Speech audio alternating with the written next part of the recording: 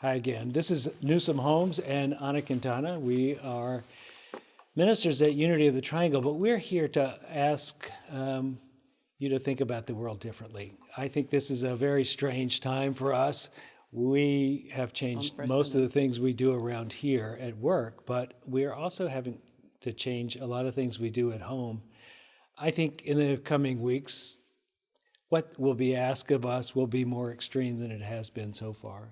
So we're trying to think ahead about what we can do to get ready and to maybe give you some ideas that might make this time more meaningful and not feel like just a drudgery, but a time of exploration and of perhaps even of joy of some sort. Yes, that is so. I was sharing with a friend this morning. I got this vision that I was riding a really fast train and that it stopped abruptly, and that I'm seeing myself getting off and finally looking around. Doesn't that how it feels that everything's stopping? Yeah. I'm also struck by this whole idea that what we used to do to fill the time has been radically changed. And what we will have as distractions, of course, we could still have the screens to look at, but in general, there'll be less socializing, there'll be less shopping, just driving around. To-do list? Well, they're going to be changed. It will be quite different. I think we can use some of the skills that we have developed, like to-do lists, to keep us active and keep us from wasting the time. Mm-hmm. But if we're in isolation or near isolation, I think having a plan, some sort of plan, will be quite helpful. And it's really ironic, Newsom, that we are called in a way to get closer to one another spiritually or emotionally by being apart. Yeah, And the same thing towards us individually. Isn't that yeah. right? It's like you could really feel really lonely around a lot of people, or you can really feel fine and centered by yourself. Yeah, in a few weeks, we're going to put together a book study on the anatomy of loneliness, a book by Teal Swan. And in doing that, we're hoping that we can convert our attention, which has been on our interactions with other people, to the interactions within ourselves. And in so doing, we become, at least becomes deeper friends with ourselves, which I think when we get back into the public, we become a better at being a friend to anyone, because the first relationship, the one to yourself, if you have that in a better place, your relationships with everyone should follow. Exactly. That's what Plato used to say, that the first conquer should be of your own self before you Yeah. conquer anything out there. So we're given an opportunity of that collectively, all together. We're all in this together. Yeah. I was even thinking, I got family in Spain, 47 million Spaniards at home without going to the bars for the tapas. Oh my gosh. But still, they do so. What? They still are doing something amazing. At 8 p.m., they all open their windows and they clap to support the healthcare professionals in this Yeah. process. Yeah. So it's showing that solidarity in a way, but that's so true.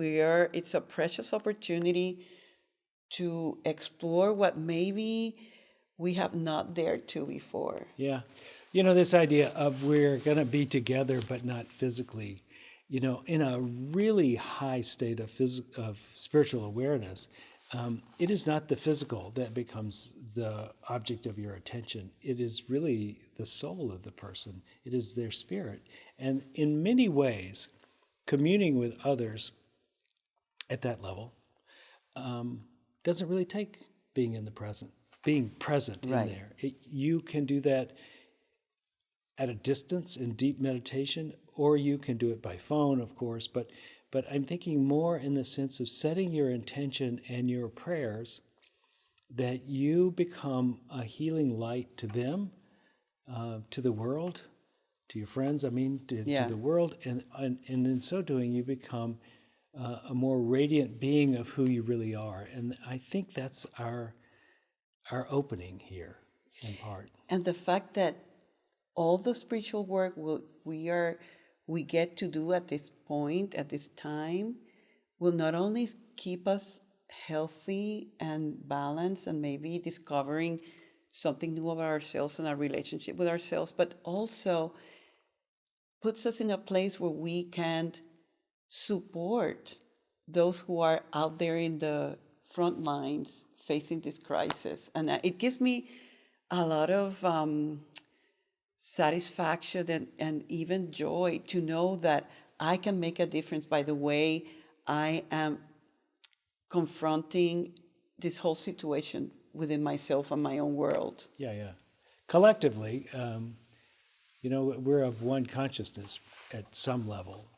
And as we heal ourselves or conquer ourselves or reveal ourselves to ourselves, we become a part of the healing process in general. And we make room for others to feel that momentum toward integration of self.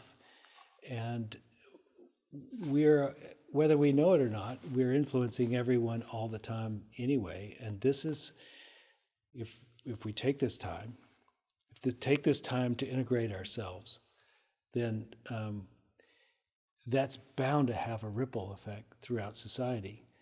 And prior to this happening, I must say we needed something. So maybe this is the something. This is it that we need. You know, as I'm hearing you, Neusom, I'm taken back to the nonprofit that you created a while ago that is called 1%.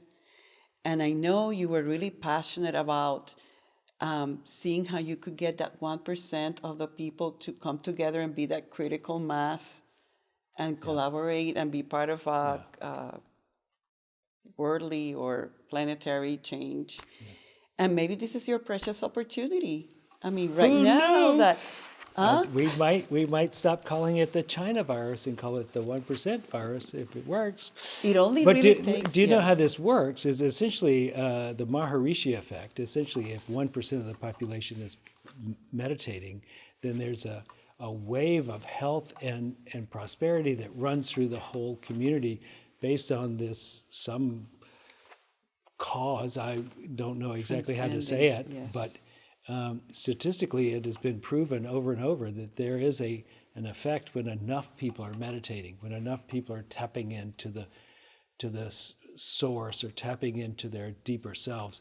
There is a ripple effect throughout the whole society. Crime goes down, job creation goes up. Apparently it rains a little more. It's just a lot of things that happen to the good. And so this is our chance. But This is our 1%, chance. I had not really thought of that, Anna, but I think that's a brilliant way of putting it. Let's give ourselves to being the 1%. Right. And usually, for many of us, the day comes by so fast we don't go, I don't have time to meditate today. Right. But at this pace, I think we might have the time. Oh my God, we're going to have all this time. Oh, yeah.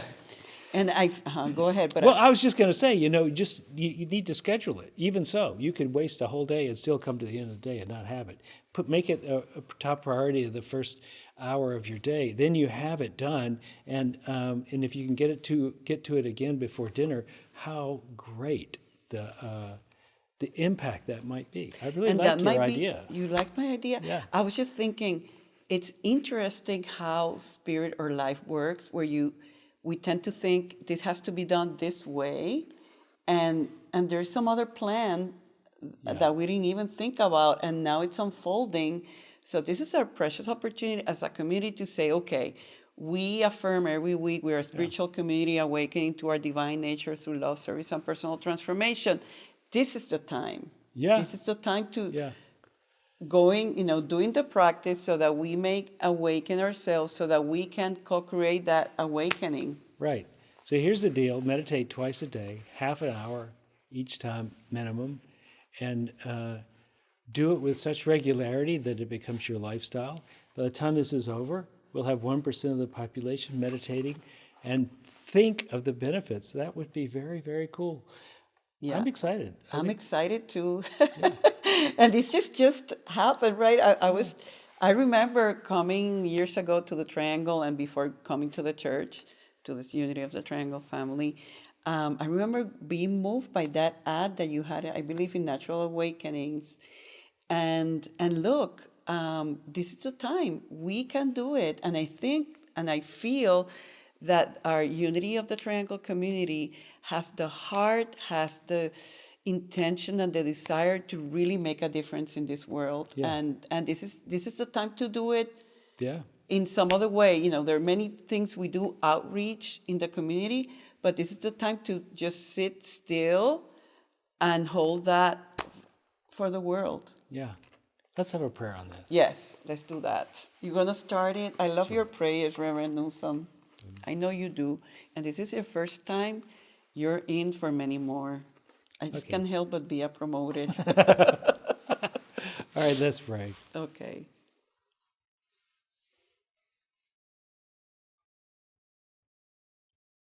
Divine Presence, if it be your will and if it be our agreement, may we take this time to go deeper, to see ourselves in light of the possibilities of all goodness coming through us and to us in this time. May we repeat to ourselves often that we are children of God, and as we think and feel, we influence the world around us. So let us be wise with our time, kind with our thoughts, courageous with our actions, and loving with each other. May our love not depend on proximity, but become universal. We amplify that statement. May our love be not dependent on proximity, but universal. So at this very moment, we set the intention that this process, it's really a gift from the divinity. Give us an opportunity to really go deeper and rediscover ourselves as the light beings that we are. And as we set the intention, we know we are individually and collectively being guided in that intention of bringing forth the world of good and possibilities that the divine always has for us.